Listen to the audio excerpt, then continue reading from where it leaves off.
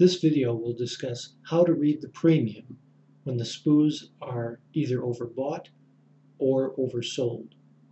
The premium is being charted using a 100 tick bar,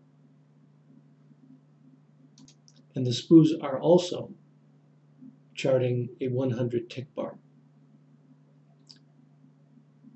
We're going to now follow the basic rules that we have published on this website and show you the practical application of this as the Spoos move down. We're going to start by looking at the lows of the Spoos and the lows of the premium. We'll begin that right in here. Now notice how low the premium is at this moment. As the Spoos continue to drop, the premium is going lower.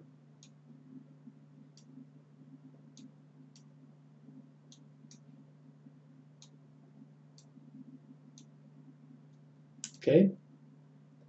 But now, notice how the premium, the low of the premium here, is a higher low in here. So on the one hand, as the Spoos were dropping, the premium was dropping, and then when it was ready to turn, the lows of the premium were higher. There was a divergence here. The lows of the premium are higher here than they were here. And that divergence is one of the indications that the Spoos are liable to turn. The Spoos are now oversold. Let's now take a real close look at the premium chart. You'll notice there are various horizontal lines on this chart. The center line represents fair value. Fair value changes every day, but it does not change during the day.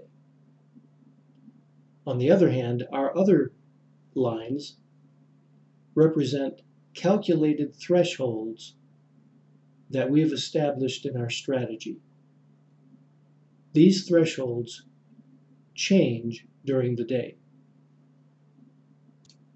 The rules we follow for using these thresholds are as follows.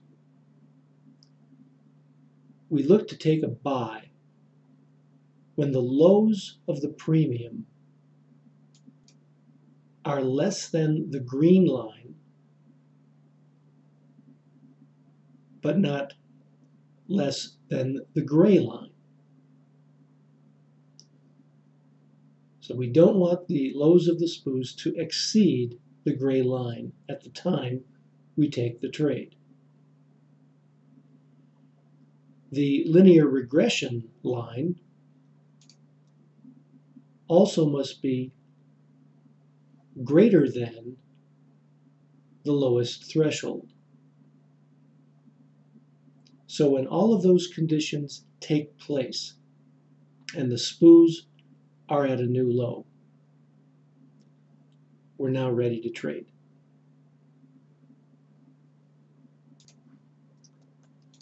So once again, right in here, we start having these conditions. And that's why we're getting long signals. We did not have those conditions until right here. These buy signals occurred automatically by the strategy. We did not manipulate them or place them on the screen manually. They happened automatically by way of the strategy. The strategy that we have on this chart uses very specific settings to make those trades possible. And in the code of the strategy are the rules. Let's take another example of short trades. Look at the highs of the premium. Notice how the highs of the premium are increasing. And then notice how the highs of the premium are decreasing.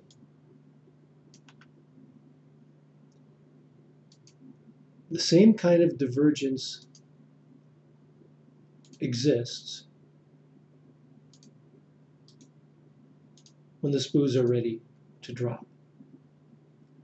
The premium highs will get higher and higher and higher as the Spoos move higher, and then when the premium begins to drop and we're getting lower highs, that's when we know the Spoos are ready to drop. And we had that condition right in here as well. It was a little premature. But basically the rules are being followed. Higher highs on the premium, higher highs on the Spoos. Lower highs on the premium, now is the time when the Spoos will drop. In addition, the highs of the premium need to be below our upper thresholds. They need to be higher than the yellow line, but lower than the gray line. And the linear regression curve, that slope has to be negative.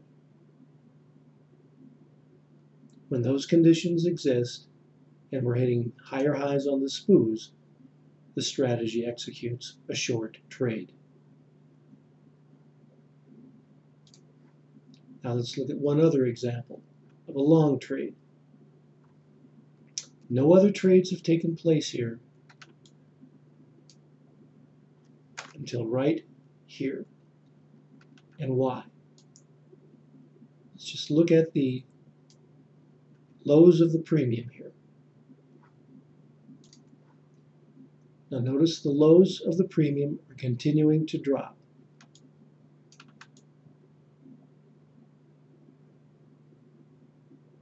Now granted, they begin to move up in here, but the very specific conditions that we've established in our strategy have not been met. Now, as we move into new lows, notice how the premium, the lows of the premium here, are no longer dropping. The lows are higher than they were before.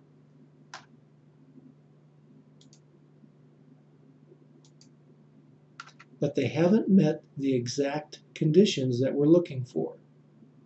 Not yet.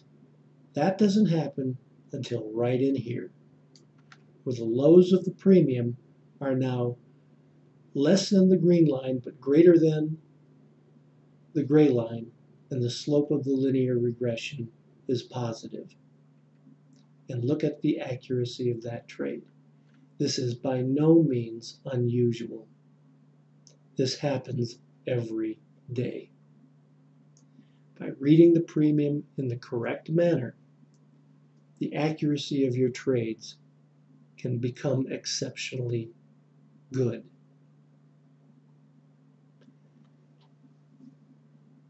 When the Spoos are trending, the rules change. That will be the subject of our next video. But before we do that, let's look at one last set of short trades.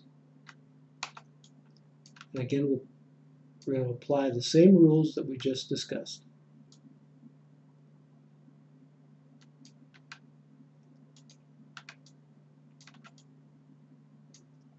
Look at the highs of the premium.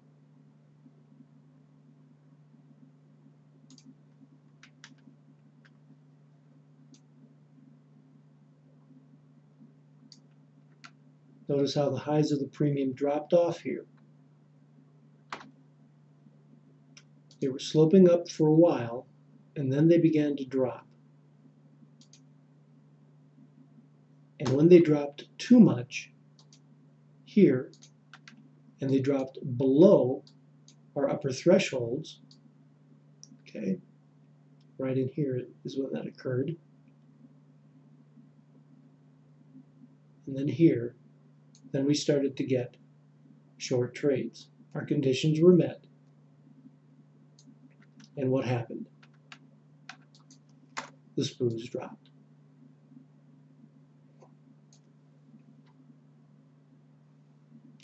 The rules work. And we're very grateful to present to you a strategy that automatically has configured all of these rules for you so that you don't have to go through the brain damage of having to read every bar of the premium and make an intelligent decision. But these rules really work. The premium is one of the only leading indicators in existence. Very few people know how to read it.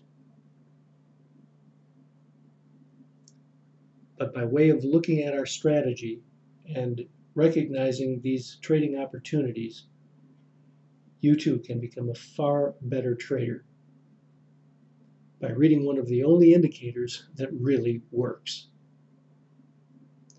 Let's now look at our next video, which discusses how to read the premium when the Spoos are trending.